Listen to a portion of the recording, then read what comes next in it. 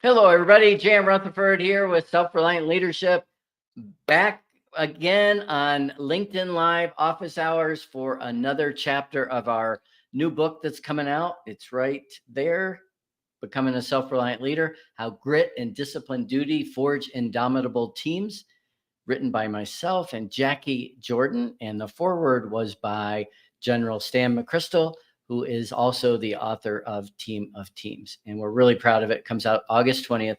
And what we've done in LinkedIn Live here is we've tried to cover a chapter a week. And what I decided to do was show a video from a crucible where we've talked about the chapter and bring a guest on that I think best represents that particular chapter. And I'm really happy to bring on my really dear friend, old friend, but he's not old, but he's an old friend. And that's Mike Petchel. Mike, welcome, welcome. Yeah, thank you for having me, Jan. So, And my beard says I'm getting old. So. Yeah, you still look good. I remember when you and I were on a 14er, not a Crucible, and you looked like Captain America, and you fell asleep in the sun, got sunburned. And I remember there was some observers just kind of staring over you, observing this monument on top of a mountain. Oh, That man. was Mike Yeah. Petchel. I think that's your favorite story to tell of me. Yeah. Well, so you really interesting career. You're in Minnesota, you're from there. Mm-hmm. You went in the Army, you served post 9/11 Yep. as a non-commissioned officer in the infantry.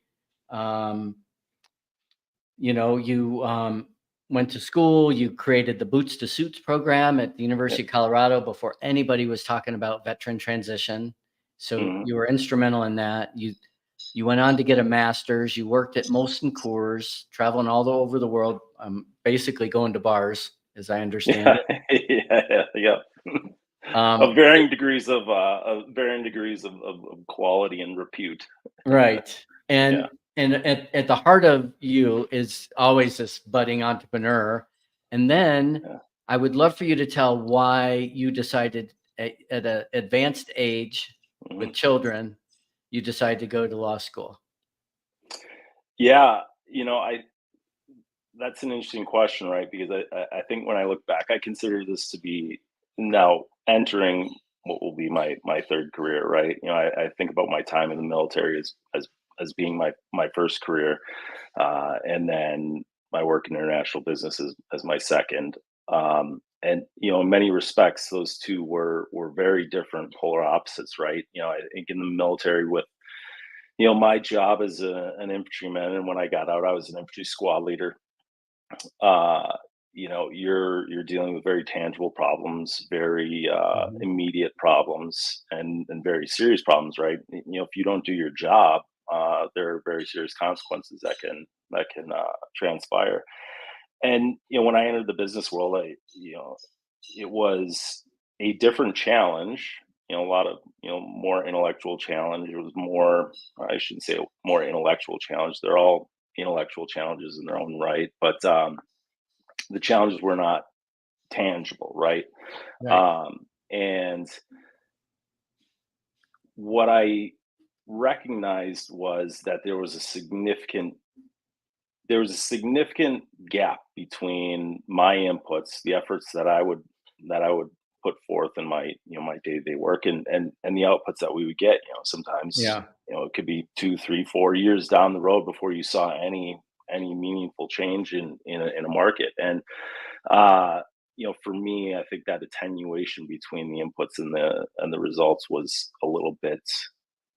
It just left me, feeling a little bit unfulfilled, right? And at some point, I thought to myself, you know, if I don't work today, Yeah. nothing's going to change. We're going to sell precisely the same amount of beer. We're going to, Mm. my financial results aren't going to change at all. The only difference will be is that I will not have spent 8 hours, 9 hours working, whatever it is.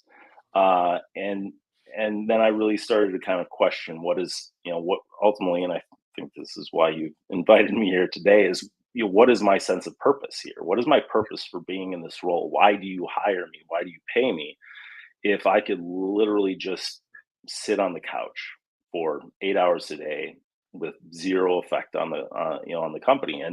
Yeah.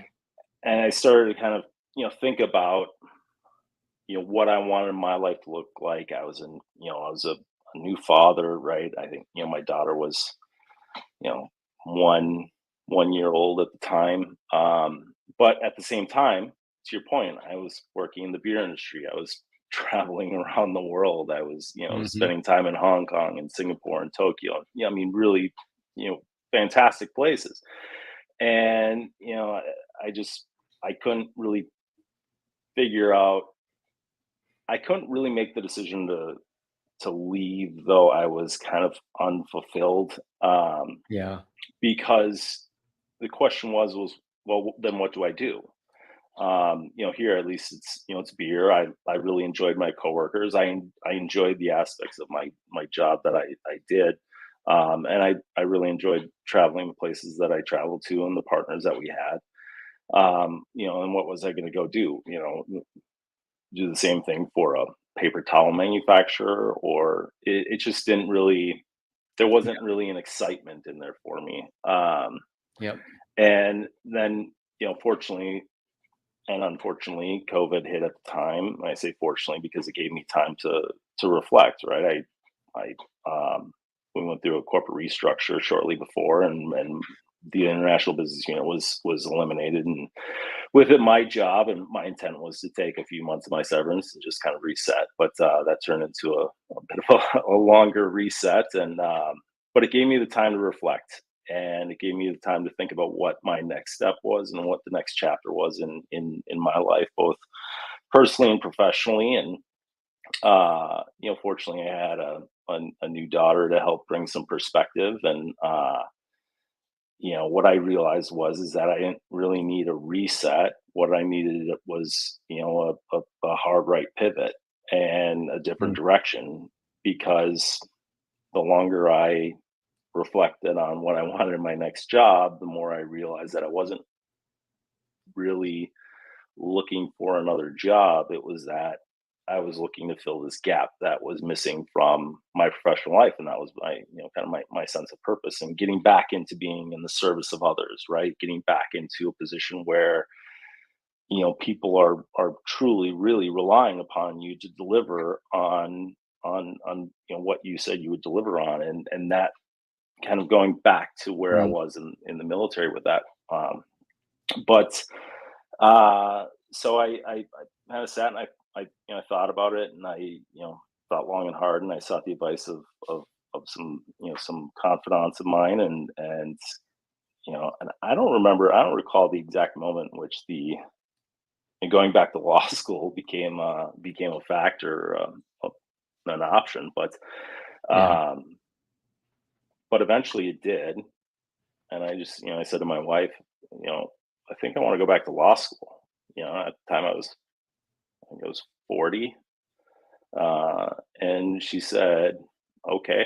And Mm. so it was, I was expecting a bit more of a conversation, I mean, she asked me why, and I explained why. And she said, that makes a lot of sense. So, okay, well, what do you got to do? And, we figured Yep. it out, took the LSAT, filled out all the applications, and, Yep. went back in fall of 2021, just graduated this past May and took the bar exam last week, and looking forward to starting on my new career in Yep. about 2 weeks here. But it was really a desire to make a difference, a bigger Yeah. difference, broader difference, which Yep. is noble. And again, like so many veterans, you just continue to serve. Hmm. So Mike, what's, quickly, what's not in the public bio, something that somebody can't find out about you on the internet? Well, so yeah, I mean, well, there's a lot you can't find out about me on the internet because I'm not really on the internet There you go. very deeply. So no, I have two. I'm happily married. We two daughters. Living here in St. Paul, Minnesota, and in just a wonderful neighborhood with great neighbors. And yeah, I'm just really really happy where our life is at right now, and That's awesome. that's yeah. Well, your journey with me, again, I don't know when we met, but it was back when you were a student and you were created the Boots to Suits. But Hmm. this chapter is titled The Crux, Bringing It All Together. And you were on the very first Crucible that we did. We had only 3 participants, 2 executives, and you were our veteran. Yeah. And the whole idea was for the executives to do a digital detox, to kind of take a step back and figure out what they wanted to do. The whole idea was to bring a veteran where you would get exposure to executives and they would get exposure to what you lived through in war and combat and serving and sacrificing. And, that was our very first one. We did not know what the heck we were doing. We had a terrific world-class guide. But where we went, it was the first time for all of us, first time working together, first time everything. And the co-leader I was with afterwards decided, he wanted to do something else, and I kept going. But it would be interesting. Again, this is 10 years ago. 24 expeditions have happened since then. We're up to 25 now. What do you remember most about the Crux, bringing it all together? Or, is there a significant memory that you've got from that trip that, really stands out, of something that was impactful or something that you learned? Yeah. I was thinking about it the other day. Interestingly, Sammy, one of the other participants, reached out to me, I don't know, maybe, a couple months back. And I've been meaning to get a hold of him and catch up. But I think one of the interesting things that stood out is that, everybody has different motivations, everybody has different fears. And, I recall that being, from my perspective at least, I recall that being one of the challenges on that first Crucible, was that, I recall a conversation we had one night around the campfire. And for me, as you mentioned earlier, there was kind of this entrepreneurial spirit, and that was, I think it's better characterized as me wanting to be kind of at the vanguard, so to speak. I want to create something. I want to be at a involved in a way that's meaningful, right? And kind of pushing the envelope. But I had a real challenge when I was younger, in that, like I said, with the military, all the problems there are tangible, right? You can see Yeah. them, you can feel them, and you can envision, okay, so, if I move the team, if I move a team on a flanking maneuver, then I expect this result. I expect this result from or this reaction from the enemy, so on and so forth. You can almost game plan things. In the business world, it's just not. It's a lot more intangible. It's hidden. There are hidden competitors, and people making decisions behind closed doors, and so on and so forth. And so, for me, dealing with that level of, I guess, I don't know if ambiguity is the right word, but Yeah. uncertainty, that was the fear point for me. Yeah. And with what I thought was really interesting was that Sammy was the opposite, right? He was the exact opposite. And you mentioned, he's like, no, none of that stuff bothers me. Like, Oh, yeah. I thrive in that environment. And he said, but at the same time, for him, the fear, where the fear came in, was in, the physical challenges that we had in that Crucible, right? Staring over a cliff face, with a 50-foot fall on the sheer rocks. And to me, that was, it's, Yeah. no You, problem with it. it's interesting because we've done, oh gosh, I'd say a dozen of our trips have been to Moab, to the exact same spot you were at. Yeah. And you remember there was a place where we crossed that was really scary, Yeah. and, when we titled this chapter, The Crux, Yeah. that point in Moab is always the crux for any group we've ever had there. Sure. And we have figured out how to make it way safer than the first time we did it. Sure. I would hope. Yeah. Yeah. But it's always a crux. And it's been interesting to watch hundreds of people navigate this. Oh, what would you say? It's probably a 30-meter section, Sure. something like that. And, in the business world, I mean, the cruxes are different. that's a predictable crux. Right. What do you think, in the work world outside the military tends to be the crux, where people struggle, where they get tunnel vision because of fear and anxiety, and where it all starts to come together?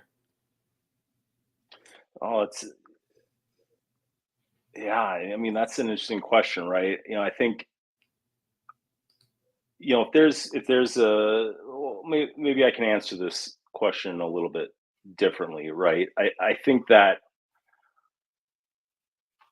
to me, it's hard because, it's hard to identify sometimes where those missed opportunities are, because you Yeah. just can't see them. You can't see that 50-foot fall, right? Like, if Right. you made the bad decision, yeah, you fell 50 feet, but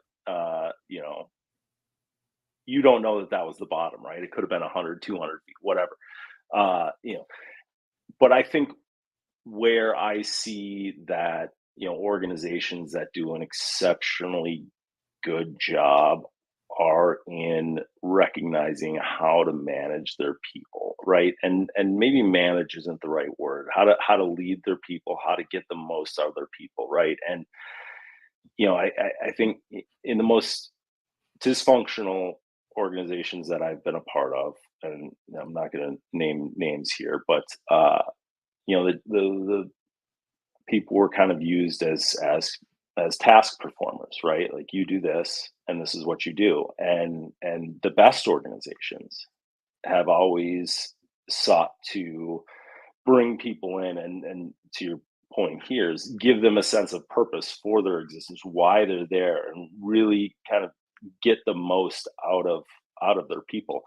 And it just, to me, it seems to lead to better results all around. And just one quick example of this is that, after my first year of law school, which is interesting because it's not the business environment, but it's tangential here. I was externing for a state judge here, and he asked me to proofread one of my first projects with him. He asked me to proofread an order that he was sending out, that was ultimately going to dismiss all these claims that one party had against the other, and it was going to ultimately extinguish this party's chances for recovering any amount of money that they had lost. And he asked me to proofread, and I proofread it, and it was a commercial merger and acquisition dispute. And I walked back to him and I said, "No, I don't think that we should necessarily dismiss this. There seems to be there's some red flags in here for me." And he explained to me why the law was unfavorable to his party and why it probably wasn't going to work out. And I said, "Well, just can I just have the weekend with the record, and let me just go through it, and Monday morning I'll either put it to bed, or I'll plead my case." And he said, "Sure." And I came back Monday morning and looked at me and said, "Well, so are you convinced now?" I said, "Yeah, but I'm convinced that we're wrong." And it didn't turn on the law. It turned on the Mm. facts of the case. And what it was, ultimately, there was no the judge I was working for didn't have a background in business, and where Yeah. the legal issue was embedded in a enterprise resource planning system, which manufacturing companies use. And these enterprise resource planning systems populate financial statements, and the attorneys didn't really get it. They sort of saw that there was something there, but they didn't argue it very well. But ultimately, what was happening is that this enterprise resource planning system that fed these financial reports that were being given to this company that was buying the business were populating the sales price for every order, but it wasn't populating the cost of goods sold for every order. So, which they were then manually adjusting.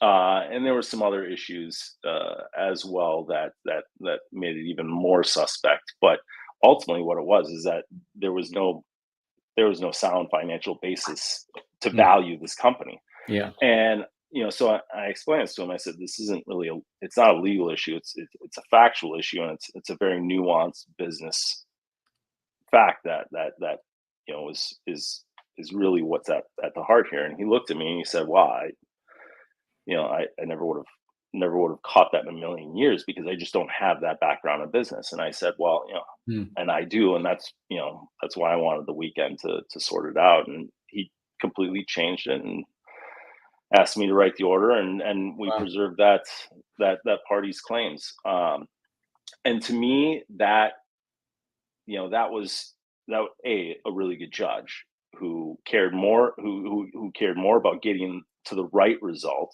Yeah. um, and who trusted the person on his team, even though I was brand new. It was one of Yeah. my I met him, a few days prior. But he got the best out of me that he could have at that moment Hmm. because he recognized what value I brought to the table in my prior experience, and he let me run with it, and he got to a better result because of it. And to me, I think that's really the crux of it, because we can't do it all. Yeah. Like, no matter how good and proficient an entrepreneur you are, no matter how good and proficient you are in your craft, Hmm. at the end of the day, you need a team behind you Yeah. to help you get to where you want to get and help you realize your Yeah. potential. And I think that's the big piece. It's such a great point because I was in a meeting today with the team and said, keep in mind that most executive teams are really terrible about asking for help. And Right. what you guys are about to go through is going to be really hard, and you need Mhm. each other, and don't be too proud. Um, Right. well, let me pull up a video to show for a few minutes, and then I'd love for you to reflect on it based Yeah. on your experience. So here we go, and I'll pull us off the stage as this gets rolling.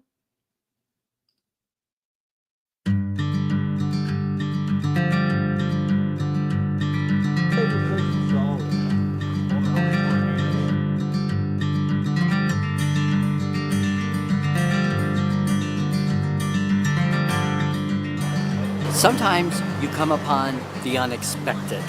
Here you are, walking down the trail, trying to get to a destination, and something like this amazing place just comes before you.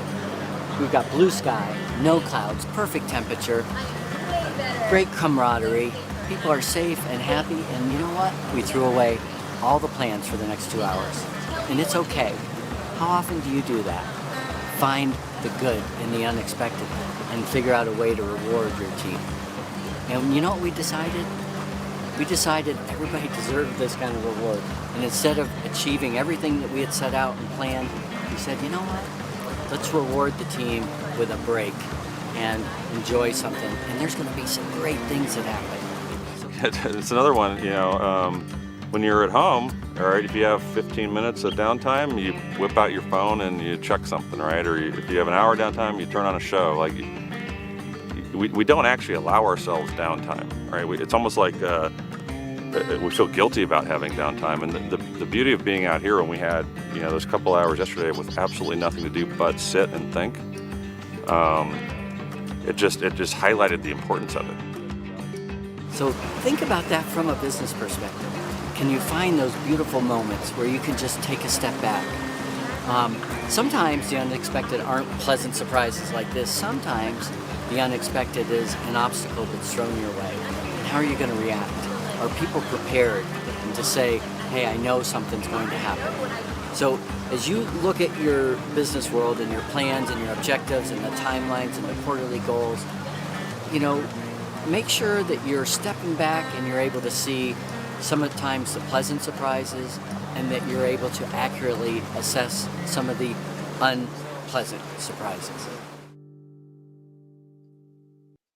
So when we first were writing the book, that this chapter was the unexpected, and then we changed it to the crux. But it was about all those moments when again, when you take a step back and things come together, whether that's a break, reflection, an obstacle. But if you remember, even on the very first crucible, I think I said more than a few times, you've got to slow down to speed up. Hmm. And that has always been the theme of the crucible, has always been, you got to slow down. You got to take a Yep. step back. You got to see the big picture, because what's easy to do is to be busy all day long, every day. Did that remind you of anything from your experience? Not Because there was no water on necessarily, your experience. nor cameras apparently. Yeah. So I don't know if they were invented yet. Yeah. But no. Yeah, I mean, well, and more recently, right? I mean, I think reflection is absolutely critical to doing anything, right? I find myself spending maybe more time reflecting than doing anything else, and that's a newer concept for me. Not necessarily reflection Mm, generally, but spending as much time as I do reflecting. But yeah, when you're constantly distracted with the small little urgent but unimportant things, right, that just pop up, seemingly random at seemingly random points, it takes your focus off of what I think is truly important, what you're trying to achieve, or whether you're even completely on the wrong path, right? And for me, that was kind of the shift to law school and the legal profession. Was I was just on the wrong path, and um, so yeah, I think to me that clip yeah. really kind of speaks volumes. Yeah. I'm gonna throw a question on the screen for you. And this is one that's gotten talked about on a lot of crucibles. Under what conditions and at one point is there too much hardship for your team? In other words, how do you stretch your team without breaking them? hmm Any thoughts on that? Yeah, it's interesting because something just popped into my mind, right? With respect to the military, and when I think back on serving, right? I look back at the time, and 99% of the time was spent training, right? Training, Hmm. evaluating, reflecting. After everything you did an after action review. Everybody contributed. What went well, what went poorly. Three things that we need to do better. Three things we need to sustain. So on and so Yeah. forth. And to me, those were we weren't doing it for real. We were training, right? But Yeah. those were the stretch moments preparing for when we had to do it well, right? Is that okay? We've identified what we need to work on. Now let's go and start integrating that into our training. And so, for me, I think it's very easy to hit too much hardship for your team if you're not taking time to step back and evaluate Yeah. where you were, where you're going, and where you're at along that path, right? I Yeah. think it's all too easy just to keep marching forward without actually recognizing where you are. W- Um, One of the questions I ask as a coach, oftentimes a lot of what I find myself doing is really trying to understand someone else's priorities. That is what they want, what they're trying to mhm, achieve. yep, And so to get there, some of the questions I'll ask is, what are you trying to get done over the next 90 days? mhm, What is the single most important thing you can do that's going to make a difference for your team and your organization? mhm, Or even another way and is, hey, what's the one thing that you need to get better at every single day that's going to make the difference? And I think there's lots of ways to get to the crux, but I think part of it is taking a step back and making sure you're asking the right questions yeah, to really evaluate, the two things we can control: where we spend our time and how we respond to others or our environment. mhm, And that is the way that we influence and inspire others as a leader, as a member of a team. Is mhm, what we're all trying to do is make a difference. And these days, it seems like a lot of people are focused on how do I make the biggest difference in the least amount of time. right, So, and there's nothing wrong with that. no, If you're focused on the right outcome. and defining that from the get-go, what that real crux will be when it all comes together. There's a friend of mine is really writing a book right now on momentum, and he's fascinated by when teams basically change the momentum. They go from losing to winning, that things really shift. Like, what are all the ingredients that can cause that, especially, if you're coming from behind? Yeah. Any thoughts on that, Mike? Yeah, I mean, I think it's just the same, right? I think it's just reflecting, like recognizing what, there's a lot more to be learned from failure than there is from success, right? And the unfortunate thing is in business we had a saying, right? That was, success has 1,000 fathers and failure is an orphan. And to me, I think, embrace failure, because you can learn a lot from it, because the problems are pressing. They're clear. Like, you can see, they almost become tangible when you look back and you see, okay, how did this thing fall apart? And when you succeed, it may just be dumb luck, to be honest with you. Like, or some market condition changed in your favor, right? Like, I found it strange how the people who seem to get the most accolades are the ones who have the markets that are naturally growing, and the ones who seem to be the underperformers are the ones who have the developed harder markets. But to me, it's taking that time to just think about, okay, so we didn't achieve the result that we needed to achieve. What went wrong? What do we need to do better? And then you course correct, and you start moving forward again. And I think, to me, that's a huge factor. You put everything on the radar, you put everything on the table, and you plot up a plan moving forward, and instead of just continuing to do the same thing expecting different results. That's just not the answer for anything. So, well, that's well said. I want to read a little bit of the chapter that we wrote, and I'd love for you to get the last word before we wrap today. Sure. But it's a short paragraph, but we wrote, what happens when you're pushed to your limit? Do you adapt? Do you muster resilience? Do you get gritty? Do you provide optimism, hope, and meaning? Do you energize people to dig deep, sacrifice, endure discomfort, and push through difficulties? Amidst all the challenges we face, we can maintain a fierce optimism when we are grounded in the why of our work. It's up to us individually to find purpose and meaning in our endeavors, and to ensure those we lead also find the purpose and meaning in their work that speaks to them. When we're an organization that values what we value with people who value what we value, there's alignment. The crux is when we develop a tenacious sense of duty to those we work with, those we work for, and we're able to demonstrate persistence and determination in the face of audacious challenges. It's our deeds and actions that role model what we wish to see in others.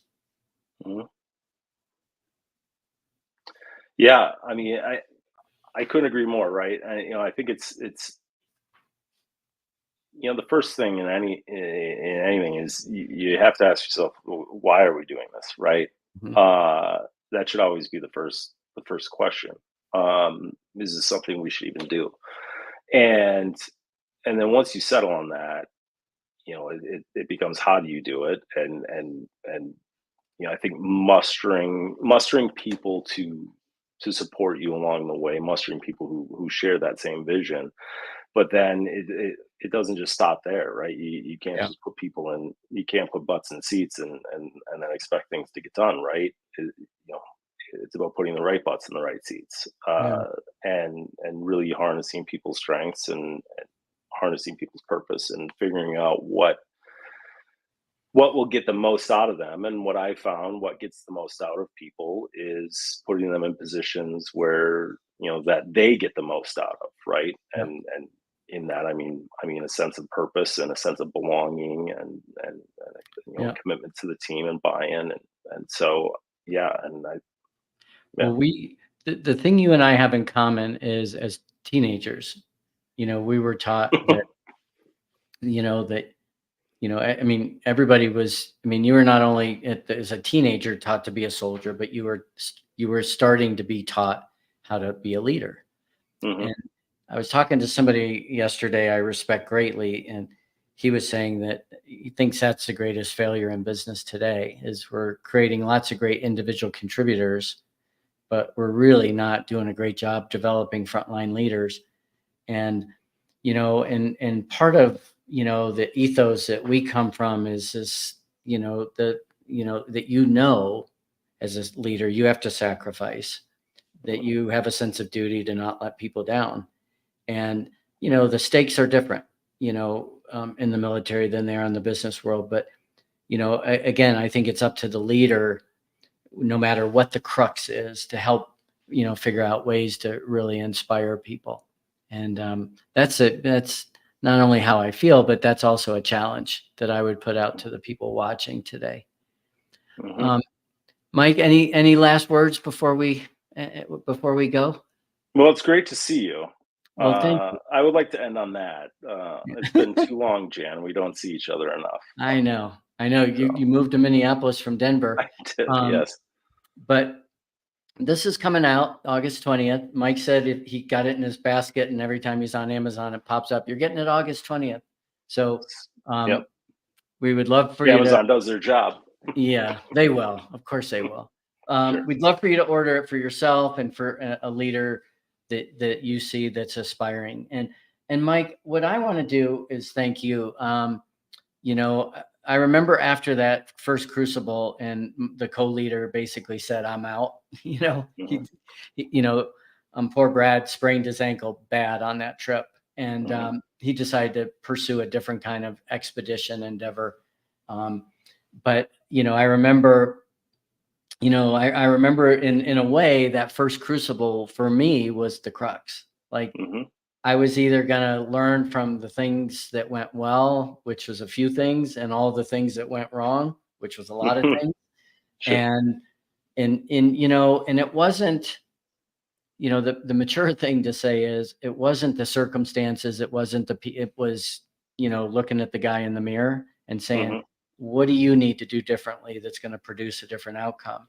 And Mhm. a lot of that, about I'd say 80% of that was in the design of what we were going to do out there. And Mhm. 20% was actually leading on the ground. Mhm. But what I've learned over 10 years is the design part, the figuring out what we're going to do in advance, and the planning has been the most critical part. Yeah. In the easier part is actually being on the ground leading people. Right. The planning and the intentionality and the deliberateness, I think, is the hard part. And again, I think that comes from the military, that we know, hey, we're going to have obstacles. What are all the contingency plans we need to put in place? And not Right. that we're going to figure out every contingency, but at least we're going to be prepared when bad stuff happens, difficulties happen.